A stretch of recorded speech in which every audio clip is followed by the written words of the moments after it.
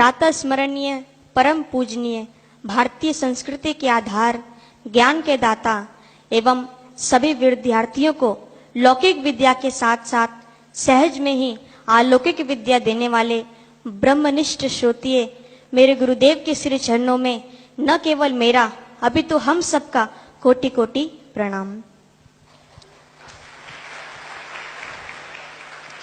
मेरा बड़ा सौभाग्य कि मुझे गुरुकुल मिला लौकिक विद्या प्राप्त करने के लिए, जहां पर साधारण विद्यार्थी स्कूलों में जाते थे प्रभात काल में, वहां पर मैं गुरुकुल में जाता हूं। जहां पर साधारण विद्यार्थी स्कूलों में प्रेयर करते थे, वहां पर गुरुकुल मेरी मंगलमय प्रभात काल गुरु वंदना श्लोकों और प्राणायाम के साथ शुरू होती है। तो कैसी अनुपम कृपा मेरे गुरुदेव की मुझ पर कि मेरी लौकिक विद्या भी सफल और अलौकिक विद्या भी सफल। मैं एक छोटा सा अनुभव आप लोगों के सामने रखना चाहता हूं। आप लोगों ने तो ये सुना ही होगा कि जैसा संग वैसा रंग। यदि एक चींटी किसी पुष्प का संग कर लेती है तो उसे श्री भगवान के मुकुट तक पहुंच जाती है, लेकिन वही किसी मिट्टी का संग कर लेती है तो पैरों से कुचली जाती है। मेरा भी कुछ ऐसा ही अनुभव है। मुझे ऐसे लोगों का संग मिल गया था जिन्होंने न मुझे केवल भ्रमित किया अपितु मुझे गुरुद्वार से हटाकर कहीं और ले जाने का विचार किया था और मुझे कहीं और ले जा रहे थे। लेकिन साधकों के संगति से एवं सूझबूझ के कारण मैं पुनः अपने गुरुद्वार आ पहुंचा। और मैं आज संगति का प्रभाव क्या होता है, इस निमित्त मैं आपके सामने एक छोटा सा प्रसंग प्रस्तुत करना चाहता हूं। एक बार की बात है कि एक व्यापारी दो तोतों को लेकर एक नगर के चौराहे पर बैठ गया और वह बोल रहा था कि तोते ले लो भाई, तोते ले लो। एक तोते का मूल्य है 550 रुपए और दूसरे वाले तोते का मूल्य है 1 रुपए। वहीं से हाथी पर बैठकर एक राजा गुजर रहा था। उसने सुना कि एक तोते का मूल्य 550 रुपए और दूसरे तोते का मूल्य 1 रुपए। आखिर इन दोनों तोतों में फर्क क्या है?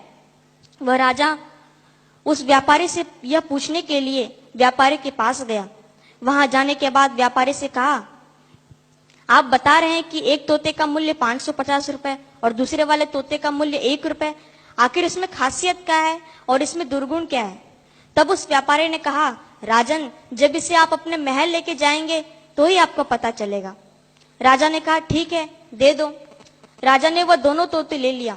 उसके पश्चात वह अपने महल चले गए।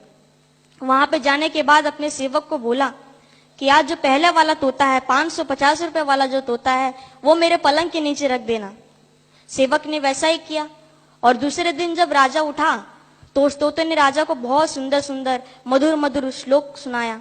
राजा तो बहुत खुश हो गया। लेकिन दूसरे दिन राजा अपने सेवक को कहा कि आज जो दूसरा वाला तोता है, जो 1 रुपए वाला तोता है, वो मेरे पलंग के नीचे रख देना। सेवक ने वैसा ही किया। लेकिन जब दूसरे दिन राजा उठा तो उस तोते ने राजा को बहुत गंदी गंदी गालियां सुनाई। वो राजा तो परेशान हो गया और उसके बाद में अपने सेवक को बोला, आज इस दुष्ट तोते को मार डालो, इसने मेरा प्रभात काल खराब कर दिया। वहीं पर पहला वाला तोता खड़ा था।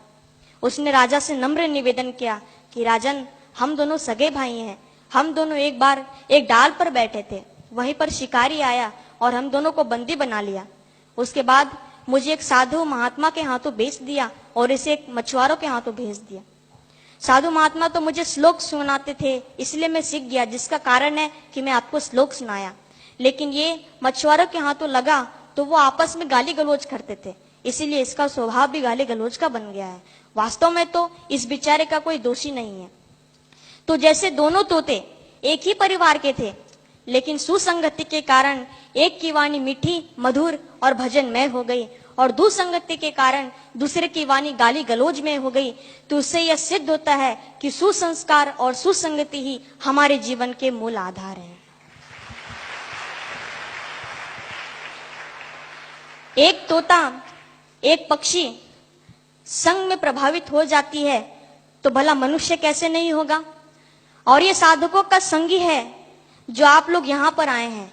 अन्यथा यदि साधकों का संग नहीं मिलता तो निग्रह व्यक्ति आप लोगों को पिकनिक मनाने के लिए लौकिक स्थानों पर शायद ले गए होते। यूं तो सागर का एक बूंद सूर्य नारायण के तपन से बादल बन जाता है और वही वर्षा बन के बरसता है। ऐसे ही जब मनुष्य संतों के संग, सदगुरु के संग में आता है तो सदगुरु उसे जीव से ब्रह्म बना देते हैं। लेकिन वह दुसंगति के कारण जब वह कुसंग को प्राप्त होता है तो वह माताओं के गर्भ में पुनः उसे आना पड़ता है। तो मैं अंत में इतना ही कहूंगा अपने गुरु भाइयों, अपने गुरु बहनों से कि आप अपनी संगति का विशेष ध्यान रखें। जैसे पारसमणि लोहे को स्वर्ण बना देता है, वैसे ही दुर्भाग्यवश नींबू का संग दूध को फाड़ देता है। तो इससे यह सिद्ध होता है कि एक पारसमणि लोहे को स्वर्ण बना देता है, ऐसे ही मेरे प्यारे सदगुरु जीव को ब्रह्म बना देते हैं।